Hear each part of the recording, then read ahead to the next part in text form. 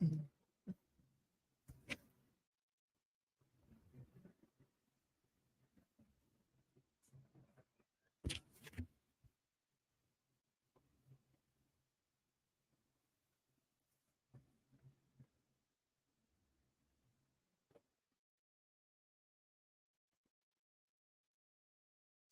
folks, welcome to my channel, and it's showtime now. Walaikum salam Islam. I hope I am audible to everyone. Can someone please confirm in the chat?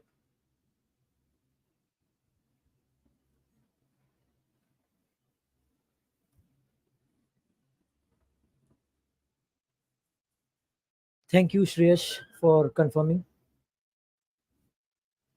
So let's wait 1 minute, and then I'll quickly begin with the recap and then with the agenda for the session.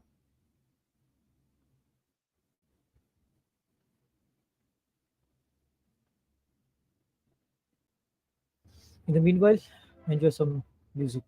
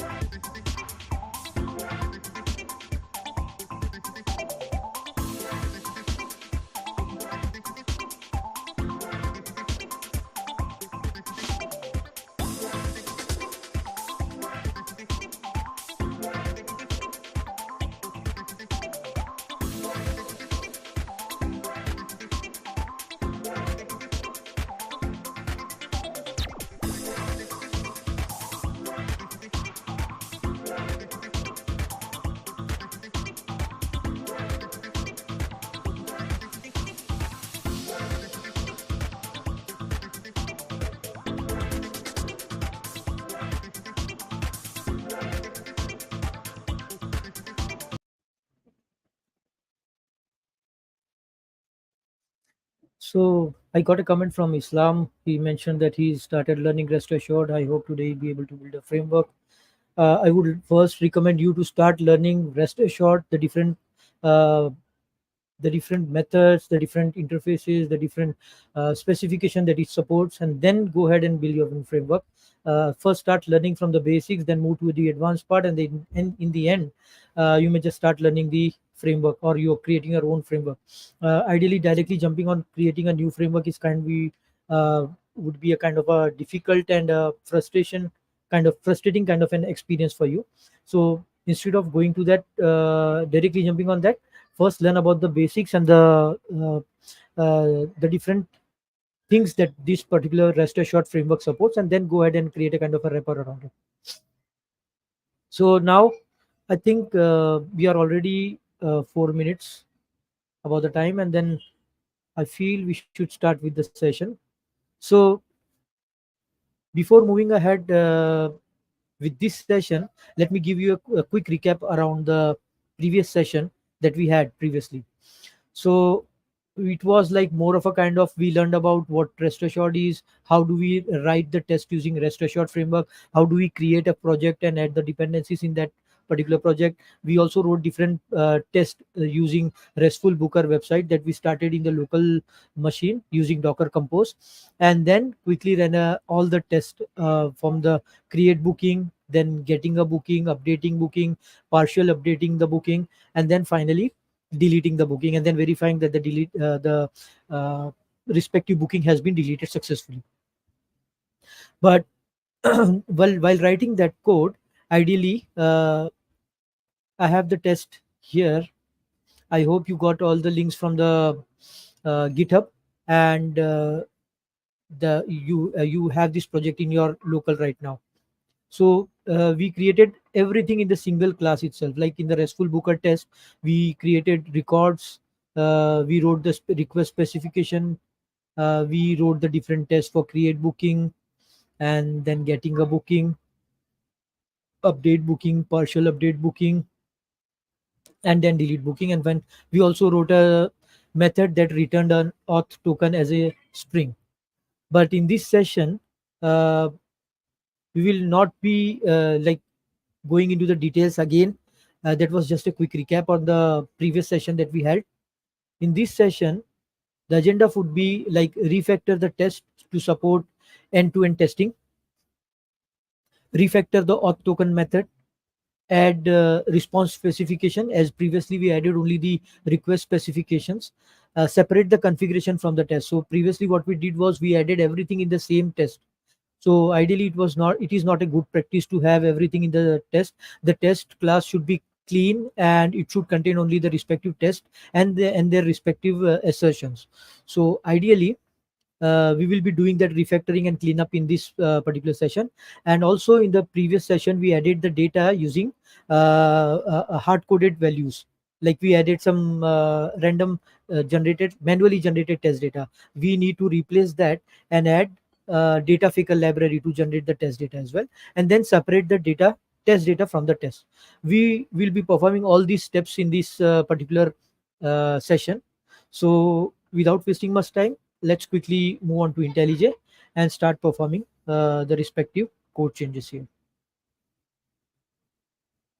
So the first part that we will be doing is let's create a separate package, and we can do that by right clicking on this respective package that we have, new package. Let's name it as test data. So ideally what we will do is we will first move this user data, booking dates, and auth data and partial update data. All these four records in a separate classes, and that would be record classes only. So let's create a new class.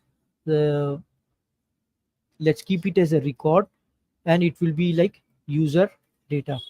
Or ideally we can give a good name, because previously we added up as a user data. Let's give it a name as booking data.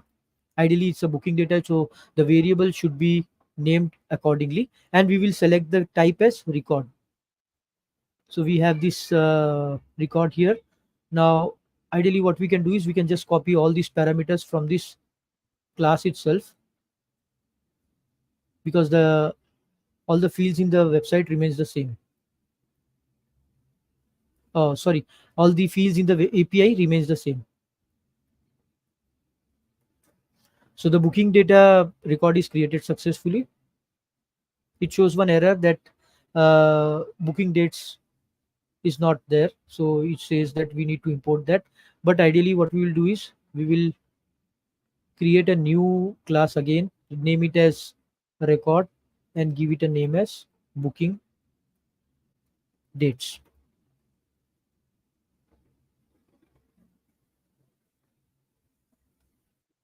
Let's go to the class again and then copy this and paste it here. Now you can see I'm directly doing the changes in the main branch. That is also not a good practice. So before we move on to the before we move on to the changes, let me quickly open the GitHub repository, and let's do it in the real project fashion, like we do in the normal real projects. So I'll go to the respective repository then and create a new issue, and it would be like code cleanup and refactoring. Assign the ticket to myself, let the label be announcement, and submit new issue. Now you see the issue number is being generated as number 1. So what I'll do is I'll move to this repository API testing rest assured git status, and it will show I have created a new package and I have already updated my test here. So since that is done in the main branch, that is not a good practice. So what I'll do is I'll create a new branch with the issue name that we just created. It would be issue hyphen one. So this git checkout hyphen b, git checkout command hyphen b issue creates a new branch. Hyphen b refers to new branch. The name of that branch is issue one. So now what all changes that we will do in our codes will be uh, like we can commit it in the new branch. So all the code changes will be done in the new branch only. So we won't be doing any changes in the main branch. So and then I'll also show you how to create a pull request in the end and then merge this code to the main branch. So let's move back to the code again.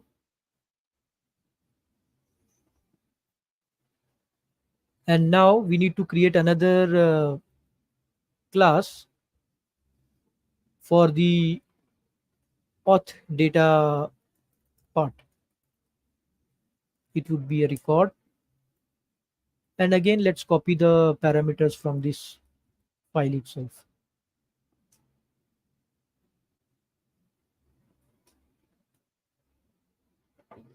Finally, we have one more record to be created.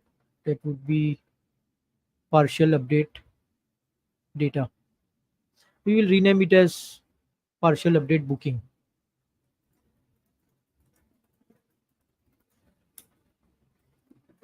And edit here.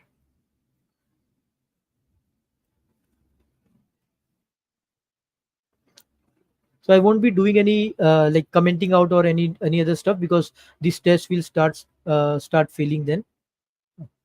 So ideally I'll make up all the changes and then like close or comment and remove all these records that are available in the section. That we'll be doing later. Next thing is that we need to do is we need to like separate the data as well. So if you remember, in the previous session I showed that I added one dependency called data faker. The version is 2.0.1. The dependency is added in the dependencies section, which is given below here, data faker. Now this data faker library will help us in getting all the fake data. Then the test data can be generated on our runtime using this respective library. So what I will do is I will create a new class, test data builder, and it would be a class, it will not be a record. Okay, public booking data, get booking data. This method will return an instance of booking data, but what I'll do is I don't want to create any object of this class, so I'll create this as a static method so that I can directly use it as a static import, and then return new booking data, and then let's add up the fake data now. So what we can do is private static faker. This particular class is from the faker library, equal to new faker. I am defining it as at the global level because I will be using this particular variable, this particular object in different methods for passing on the data for partial update booking as well. So that is the reason why I've created it at the global level. Now faker dot. So if you check out the booking data class here, record here, it has 1, 2, 3, 4, 5, and 6 different fields. So the first one is first name. So let's pass on the name. Let's make it final. Then we'll have to supply this here. Name dot first name. The next is last name.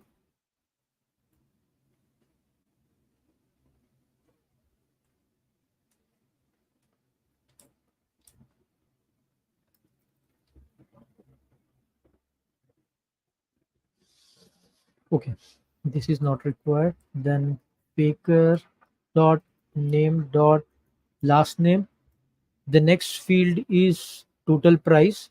So the total price value can be fluctuating value, so we cannot add a single digit. Ideally, in case of fake data, we can also go ahead with a single digit value that can be added every time to the same value, like for example 100, 500, 999, or as such. But I want some random data to be put in here in case of price as well. So what I will do is I'll pass on faker dot dot number between, and that number will be between 50 to 2000. So ideally when the test runs, it will go on adding the test data on a random basis. For some test, it will add somewhere a number between 50 to 2000, like a triple one. In the next test when it runs, it will add a random data for triple eight, 800, 500, and so on. So that would not be a single a kind of a hard coded value getting generated every time for the total price. Next, we have deposit rate. We can pass it as true, the same value, because ideally it's true or false. So that doesn't make any sense if you pass true or false and such. So we'll pass a hard coded value as true every time. And next is booking dates. So what we can do is we can define a booking dates uh, object equal to new booking dates. And ideally, these booking dates requires two values. If you check out this, it requires two string values. One is for checking and other is for checkout. Now let me start the website documentation.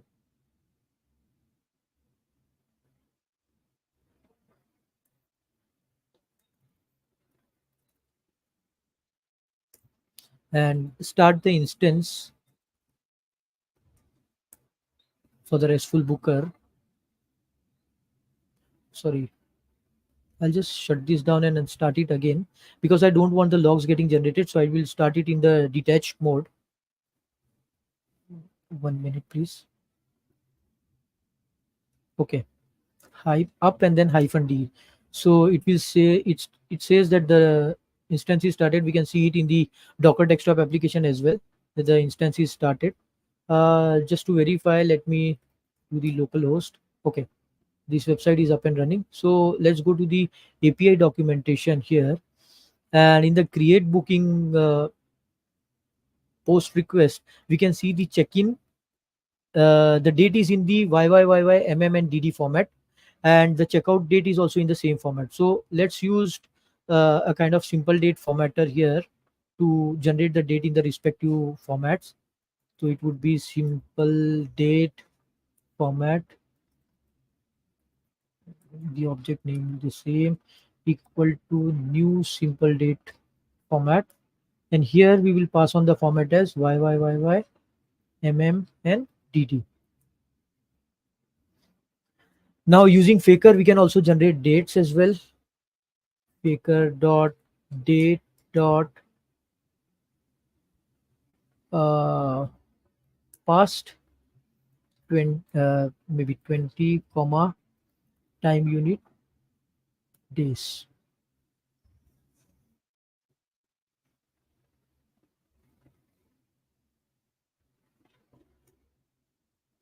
And again for the, now this check-in date should be ideally past date, and the checkout date should be somewhere in the future. That is what the logic I have applied here, and that is the reason why, like from current date past 20 days, from the last 20 days, any one of the dates should be selected here. Similarly for the checkout date, I would suggest select something from the future, like next 10 days. So from 11th October till 21st October, any of the days. So that is not with regards to the today's current date. It will be actually taking the date with regards to the whenever the test is run. So if the test is run tomorrow, from tomorrow next 10 days, future 10 days. Similarly, from tomorrow next minus 20 days. So ideally, it will put up a valid date in the format YYYY, MM, and TD. And I will just put it as time unit days.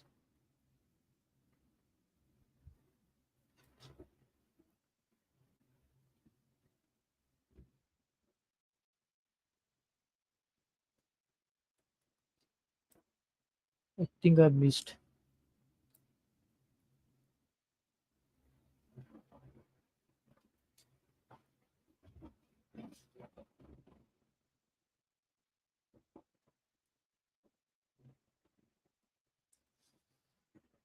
date dot past. Oh, that is correct. What I have missed is, since this will be passing on the date in a format, so ideally I'll use have to use the formatter here.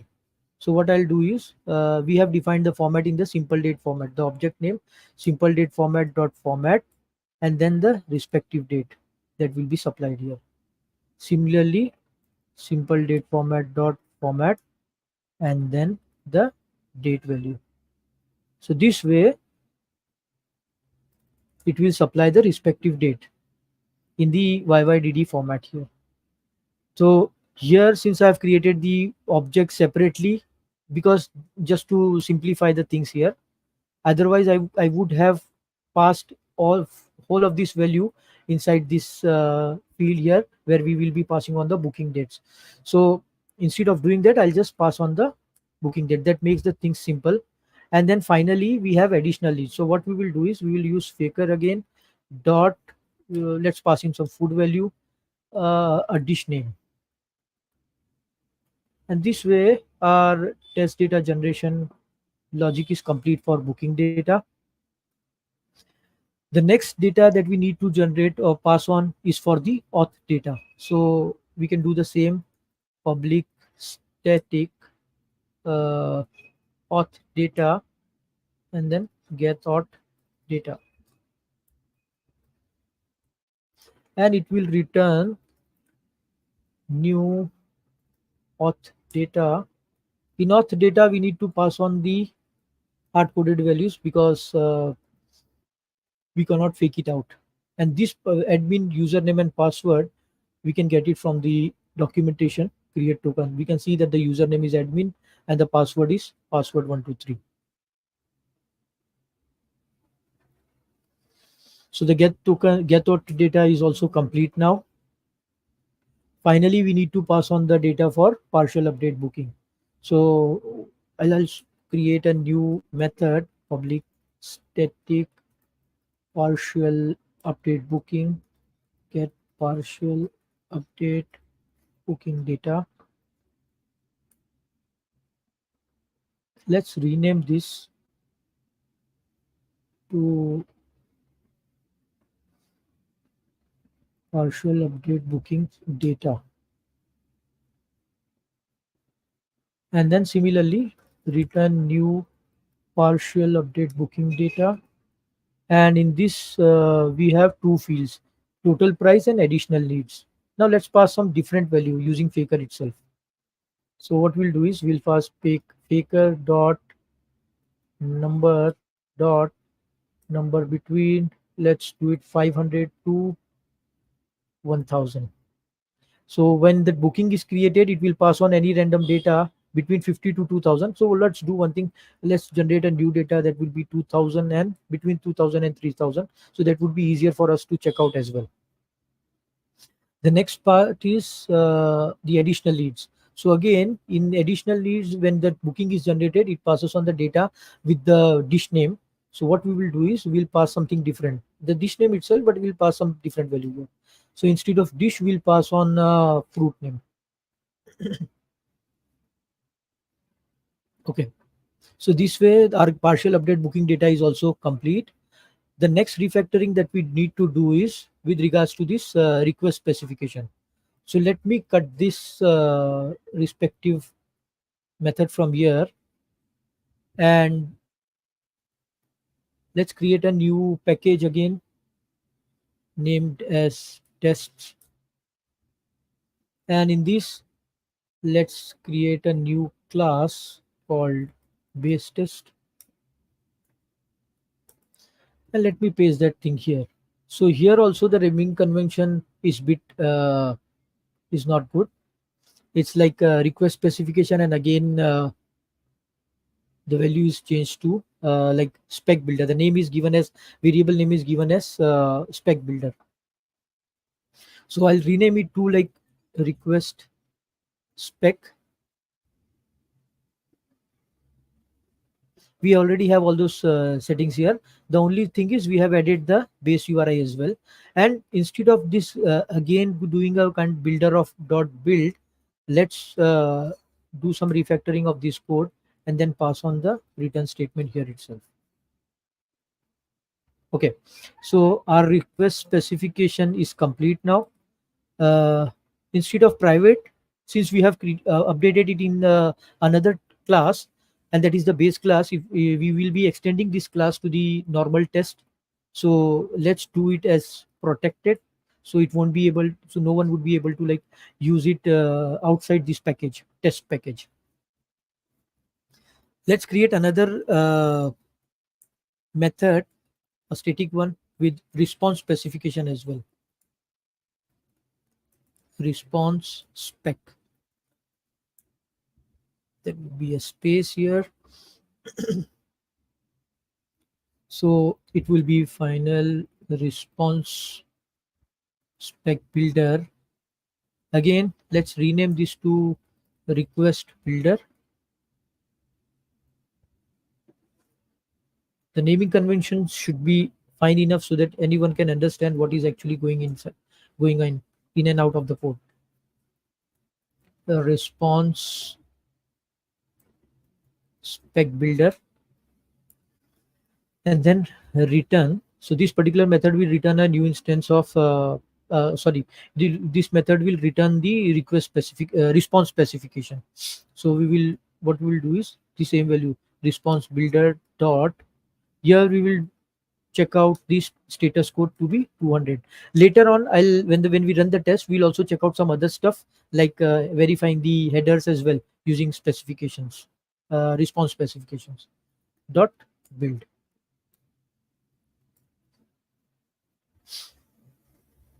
Okay, so this way our request specification and response specifications part are complete now. Let's move on to the test. We have already like created the classes for these particular things, the records, user data, booking data, auth data, and partial data. Let's remove that. This is not required. Again, we have used the test data builder, so let's remove this as well. This won't be required. There, I understand there are some errors in the code. We will fix one by one. Similarly, let's not remove this for now. Let's do the changes one by one. So first of all, let's extend base test. Oh, sorry.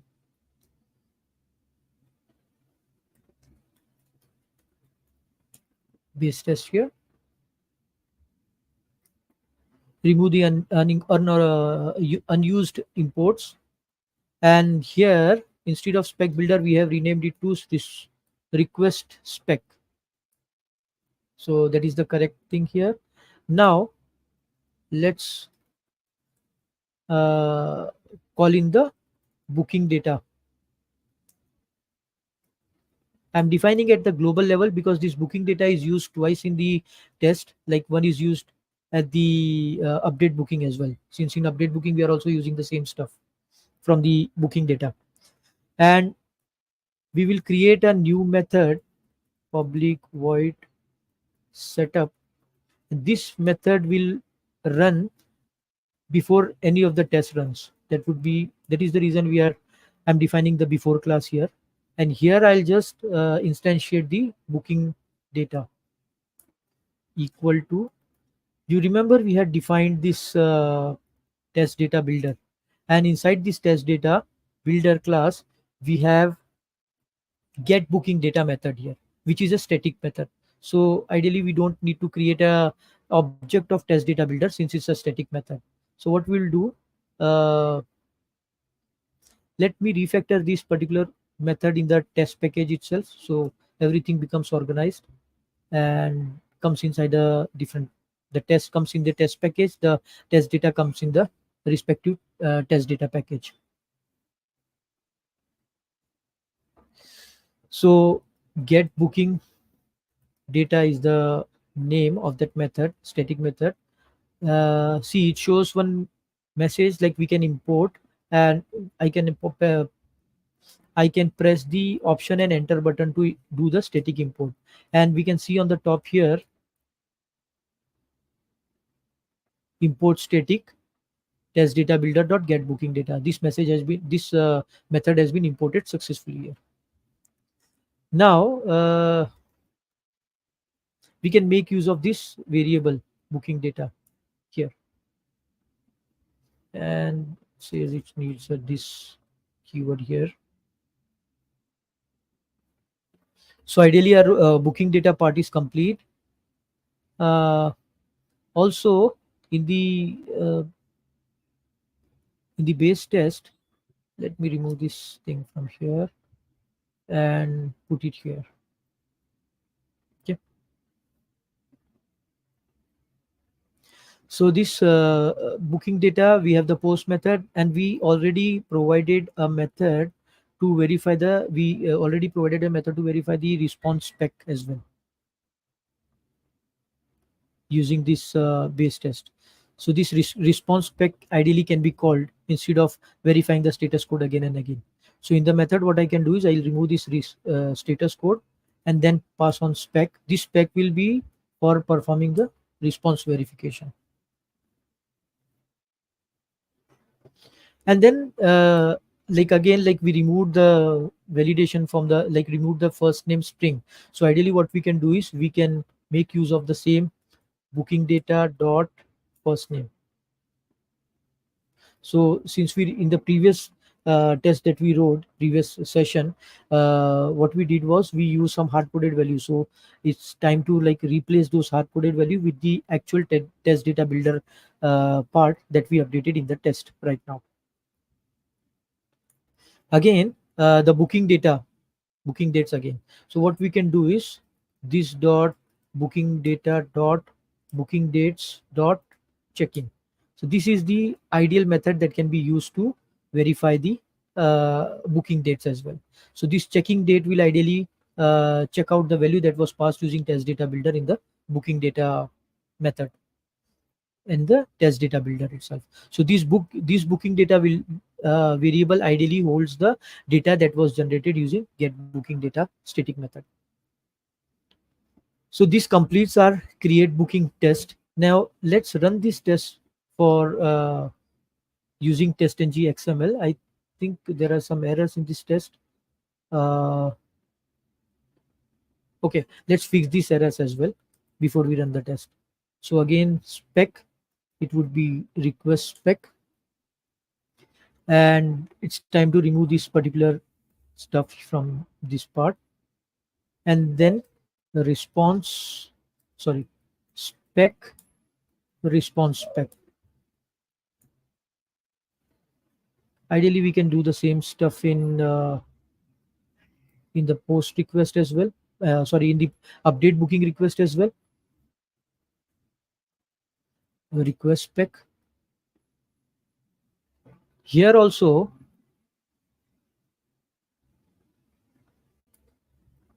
we will make use of the booking data. So ideally what we can do is this is an update booking method. So we will booking data update, we will create a new object for this and again assign the get booking data method here. So ideally what it will do is it will create a fresh set of data for updating the booking. So ideally the one that we used previously has the data that was used to create a booking. This object will be used to update the booking. So this will have some different set of data here. This will ideally help us in update the booking easily. Now let's remove this stuff as this is not required. Again, coming to the additional, sorry, the next test of update partial booking, what we can do is let's change it to get partial booking, get partial booking data.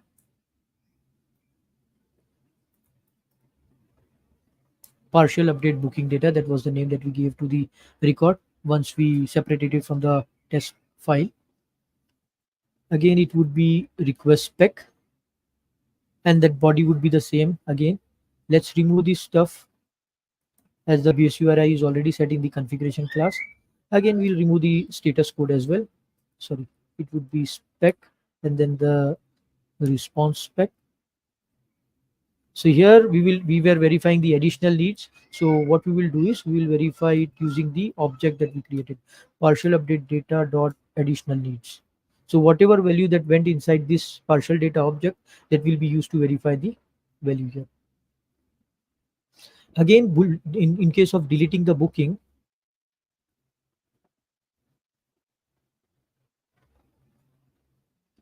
uh, it would be again request spec, and let's remove this booking, the URI, base URI from here, and then the status code would be like spec again and a response spec. Finally, for the last one, instead of giving it as a header directly, let's pass on the spec and then the request spec specifications here. Remove the URI,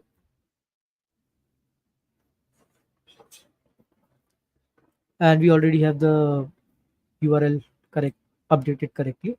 So we won't be passing the response specification here, because in the response specification the expected status code is 200, but we don't want that to be 200. We want it to be like 404. So we'll leave it as it is. The next refactoring that we need to do is we are not verifying or we are not testing. There's no test method written, though we have a test that is actually passing on. We have a method that is will be returning the token by hitting the post request of the create token API, but this is not in a form of a test. So let's convert this in a form of test. But before we do that, there's one more refactoring that we need to do. Like you see here in the get booking, the booking ID is hard coded. Again, in the update booking, it's hard coded, and the partial booking, it's hard coded. So ideally, what happens here is we will have to we will have to manually go and update the booking ID every time we run the test. A new create booking IDs will be generated. So what we can do here, let's create a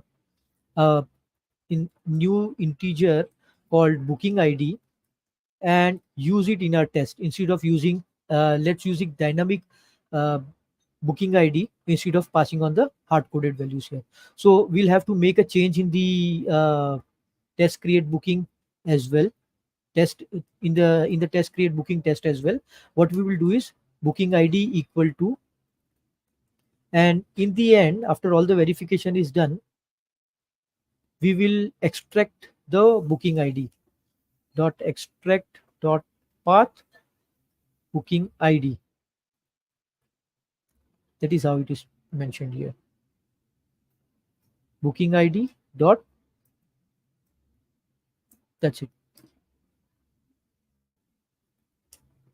One more thing, we can also make it more readable, like we are then spec, and then we can add dot assert that this can also be used, assert that body, and then finally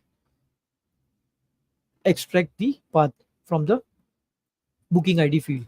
So ideally, whatever booking ID comes here will get saved to this booking ID variable, which is a kind of a global variable. We can make it as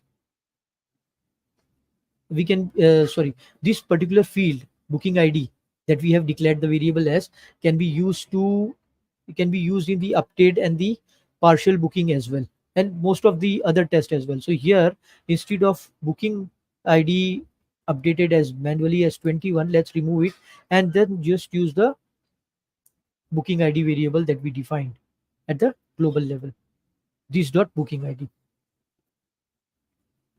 Fine. Similarly, we can add up the next booking ID as well in the next test, slash and then plus booking ID. The same can be done for the update partial booking as well. So in every test, sorry, it should be booking ID. In every test that we need to run, we can update the hard coded booking ID to the normal booking ID that we can that we'll be saving using the create booking. So whenever there is a new booking created, this booking ID will get updated, and respectively that particular booking ID will be only used to run the next set of tests, like get booking, update booking, delete booking, and so on. So let me update that here as well. So booking ID, this dot booking ID. Again, the same for the next set of test. Booking ID, and it would be this second. Okay. Now comes the part where we will be updating the auth token, and let's create a new field that will be holding the auth token in a string format. Now you can see we have directly called upon the auth token method here that actually returns a token in the string format. But instead of using the directly calling of the method here, since we want to convert that respective method to a test, and a test never returns a value, it should always be a kind of a void method. So what we can do is we can define a new variable called private string token, and we can make use of this token to return the respective method, return the respective token value from the test. Public void, and let's add the test annotation also here. Instead of auth token, let's make it as test token generation. And since we have changed that auth data here, so let's make use of the same value. It's not pointing to that same class, so we'll need to import that class, and then get in the test data builder we already have a method named as get auth data. Again, it is a static method, so we won't be required to create any uh, object of this test data builder class. We can directly call it using static imports. Get auth data, and then option enter, it will import the static method. Again, this will need to be changed as we change the method name request spec. The body would be auth data. When post, again the URL needs to be removed as we have already set the base URI. And you can see this is return statement here. Return statement is not required. We can just pass on the token variable name here. So ideally what this test will particularly do is it will execute the test. It will update the, first of all it will set the test data as per the request specification. It will hit the post request, and then the status code. Instead of this, we can just verify the spec and then the response spec, and then verify that the and assert that body, and then extract that token is not null value, and then finally extract the token. This token that comes in the response will be saved in this token variable here, which is in a string format.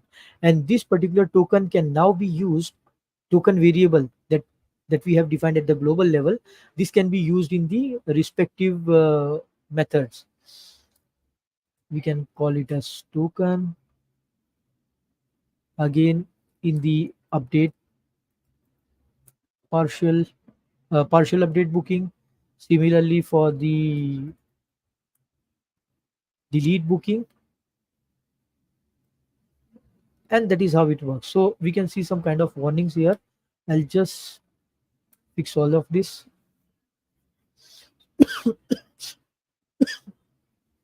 I'm sorry. So you can see our tests are now refactored, and everything is set up correctly. But before we run the test, let me add up a commit message here.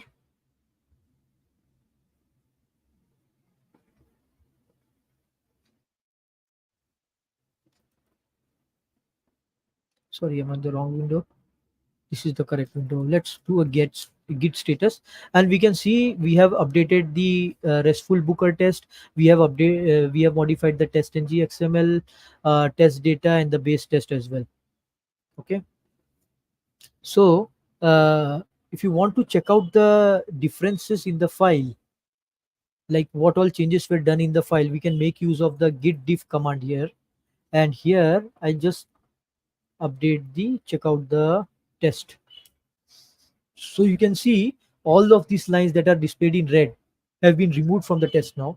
The lines that are displayed as green, these lines have been updated, and the ones in the white ones are the existing lines. Now you can see we added these three variables. All of them are displayed correctly. We added this before class annotation and a setup method as well. This has been added up. You can see a plus mark as well. So this shows that all of this stuff have been added in the test class. To exit this, like you can use colon w and q to quit. Now let me add, now since I want to add everything that I have updated here, I'll just add the command like git add and a dot, and then we can add a commit message -m to refactor the test, added refactor the test class, added. Since I'm doing this all in a single commit, that is not a recommended practice. After every step you need to put up a kind of a commit so that you know what all changes you have done step by step. Next, refactored the test class, added config separate config and test data builder classes. That is how the committee is made, and then finally we need to push it to the branch. Now since this is a newly created branch, I won't be able to push this code directly. So git mentions that I need to use this command git push hyphen hyphen set hyphen upstream origin issue one. So let's put up this command and run. So you can see uh, the code has been pushed to the new command. To just check this out, we can just go to the GitHub link, and here you can see that issue one had recent pushes less than a minute ago, and you can also change the branch by clicking on this branch drop down and selecting the issue one branch. Now you'll be able to see uh, the test data folder package as well as the test package here, the respective changes that we did here. But in case if you check out the main branch, since all of these have not been pushed to the main branch, you can see only the single test class that was generated in the previous session is being displayed here. So let's leave it as it is for now and move to the test ng xml.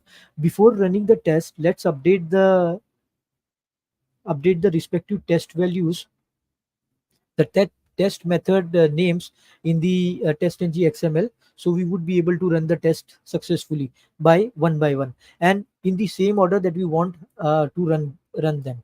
So what we will do is include name. Let me copy paste this. Okay, so the first test that we want to run is create booking. Next test that we want to run is get booking, to verify that the booking was created successfully. Now the next one after that will be update booking, but this test will not be able to successfully pass. Sorry, this test will not be able to be successfully passed until and unless we have the token value generated here.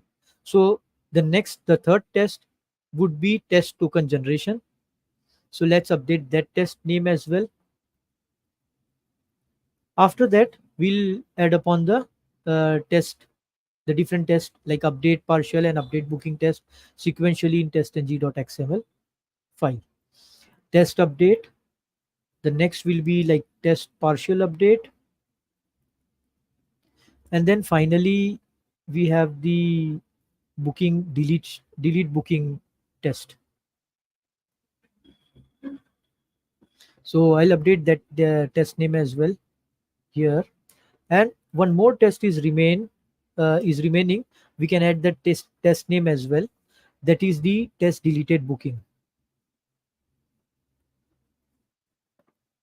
So this is how our tests are organized, and we can be able to run the test one by one.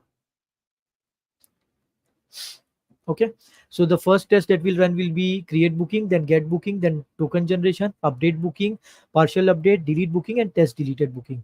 Now to just summarize the test that we have written, the test create booking will create a booking and verify that the booking is generated successfully. After that, it will extract the booking id and then store it in the booking id variable. Next, get booking test will run. It will run using the same booking id that was generated using create booking. After that, after that the next booking would be the next test that will run is will be test update booking. This will sorry the before update booking test, our test generate token generation test will run, where it will generate the token and store it in the token variable that we have defined in the global state. Next will be uh, update booking test. In this update booking test, a header token value will be passed from the previously generated test token generation test. So this token value will be updated here in the cookie, and it will help in executing the update booking test. And finally, the partial update booking test will also run. And then finally, the test deleted booking, and then test delete booking will delete the booking, and then deleted booking will check if the booking ID does not exist anymore with a 404 status code. So let's run this test now and see how it works.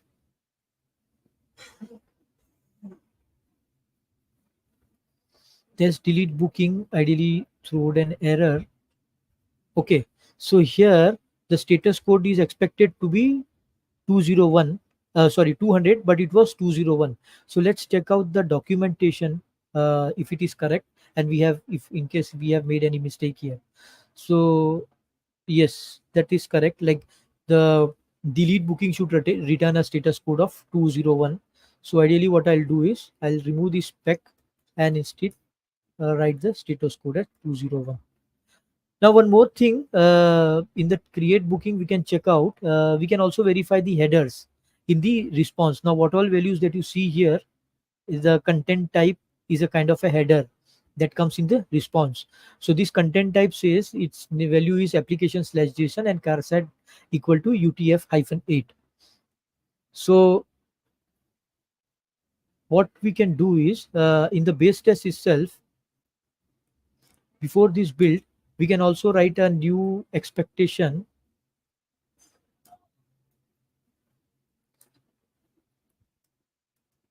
for the header, expect header content hyphen type, and then the expected value. Let me bring it down so it's visible.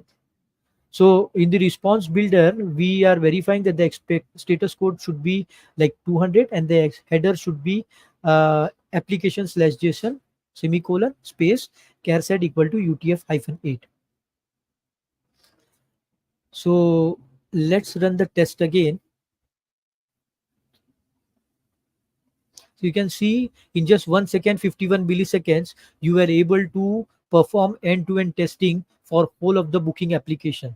So from create booking, we can see the test data was generated. Darrell, Botsford, a new data was generated using Faker data class, data Faker library using Faker class. The data date was supplied in the check-in checkout. The additional leads were also correct. The booking ID 12 was generated. In the get booking API, the same data uh, was fetched in the response. In the token generation API, you can check out the username and the password was sent out in the request, and ideally a token was returned. Now we see the token ending with 6FDA starting with E3901 was generated. Let's check if the same token is being used. We can see that the same token that is used in the cookie uh, header as well. And when the test the record full record has been updated. Now the in the get booking we can see the name was Darrell Botsford. Bubble 135 was the price. 2nd October to 21st of October was the check-in checkout date. In the update booking we can see all of the data has been updated. The name has been changed to Alita Chris 922. The date has been changed to 1st October, 21st October, and again the additional needs have also been updated. In the partial booking we can see the total price was sent to 2438 and then the mandarins. You can see then the response after update booking. The first name last name remains the same, the deposit payable value also remains the same. What the values that were updated was like total price and then the additional needs. So previously in the update booking the total price was 922, additional need was tuna sashimi. But in a partial update booking the values that were updated were total price was updated to 2438 and then the additional lead to mandarins.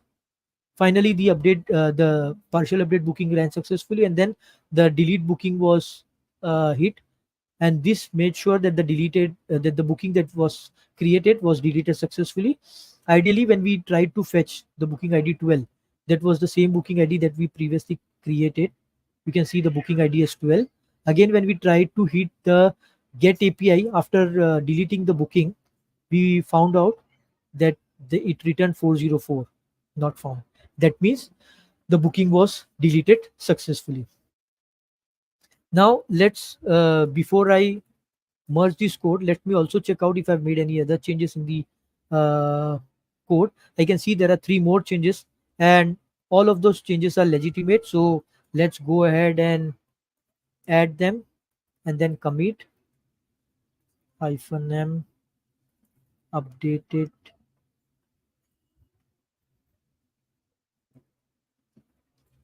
added header added expectation in response spec for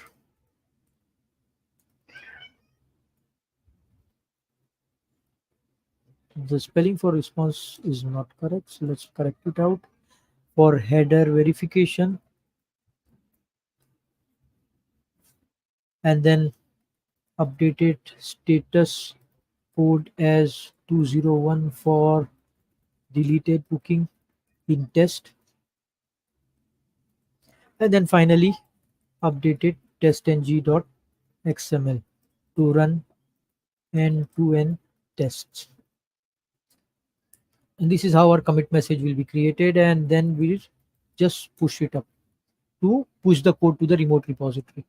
Now you can see the repository has been pushed successfully, and if you just do a git status it will say that your branch is up to date with the issue 1 and no changes are required. So ideally we are done with the changes, the refactoring part. So it's time now to go to the pull request and compare the pull request code cleanup and refactoring of the API test. We can also mention the message as closes number 1, so it will automatically close the issue that we generated when the pull request gets merged. Let's create a pull request and we can see how many files have been changed here. So we can see a new file for auth data, booking dates, partial update booking data, test builder, test data builder being added up, base test also getting added up, restful booker test. There are changes, the file has been modified. There are changes in the test ng xml as well. So we can verify all of these changes are correct, and then we can go ahead and make the changes, approve the pull request. We can see the whatever commits that we have provided, all those commits updated here successfully. Okay. We can also add up the approval rule. So this is not necessary right now, but I'll add up that later. So but for time being, there are 2 ways to merge the request: create a merge commit and squash and merge. So this create a merge commit will ideally create 2 commit messages and then merge the pull request. But squash and merge will ideally commit, like it says, the two commits from this branch will be combined into one commit in the base branch. So ideally I prefer doing this squash and merge. Let's do that. Confirm it and then delete the branch. It's no more longer required as the pull request have been merged. Now as soon as I refresh this, we can see the issue one getting clear here. So it says that the issue one has been completed and marked as closed. So you can see there's a development pull request getting updated here, which shows that the code was actually added to this branch and the issue was marked as completed. Now it's time now to move to the main branch and like pull the latest code from GitHub into the main branch. So how do I do that? Git checkout main. You don't have to write -b again. You just need to check out the main branch. Now if I go to the code base now, you can see all of my code changes have been washed away. I can see the previous code only. This is because all my changes have been done in issue one, and I've merged it with the first with the issue -1 branch, and I have sent a pull request and updated that issue one branch to the main branch. Now what I will have to do is I will have to the pull the code from the main branch. Just check out the main branch and do a git pull. Now it will pull out all the latest changes that we have done in the repository, and ideally I'll be able to be check out the latest data or the latest records. I can see the auth data, booking data, everything coming up in the main repository now, main branch now, and then the test data builder as well. Ideally in the test as well, I have two different tests here, and then the RESTful Booker test class as well. I can see one error message here.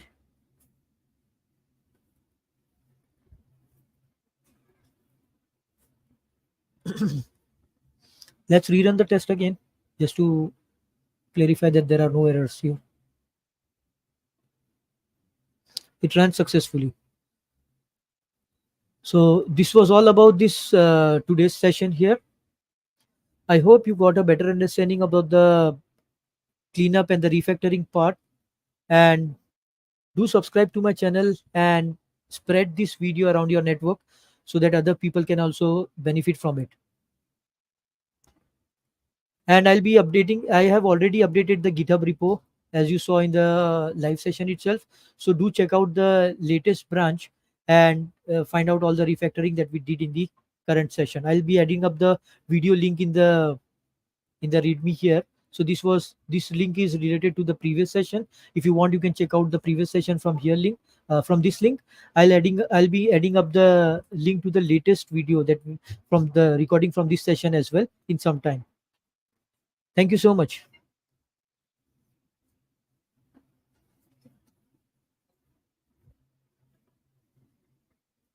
So yes, this 10 will be dependent on each other as we are running an end-to-end testing.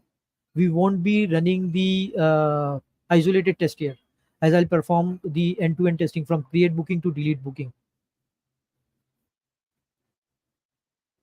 No, we cannot run this test in parallel.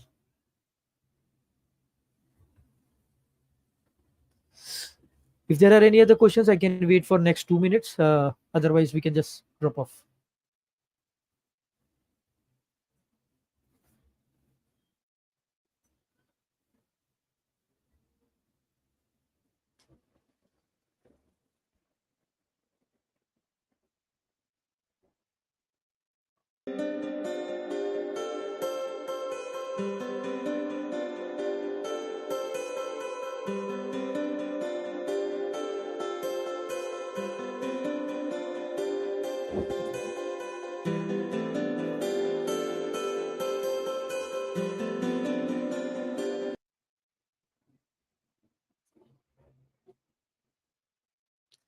We are not doing unit testing here. We are doing end-to-end testing, and each other steps depends on another test. So if you pass on, like you take an example of an e-commerce application, until and unless you register yourself, you add a product to the cart, you move on to the checkout product, you won't be able to pass on the different steps. I'm testing the end-to-end user journey, and in this user journey, each test will be dependent on each other. So in case if the user has not registered or signed in, he won't be able to check out the product.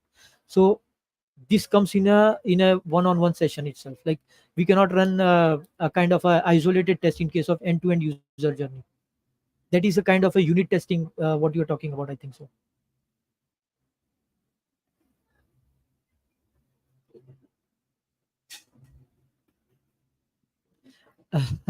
It is a kind of a very lengthy journey. We need to break up the test, we need to know where the test actually breaks.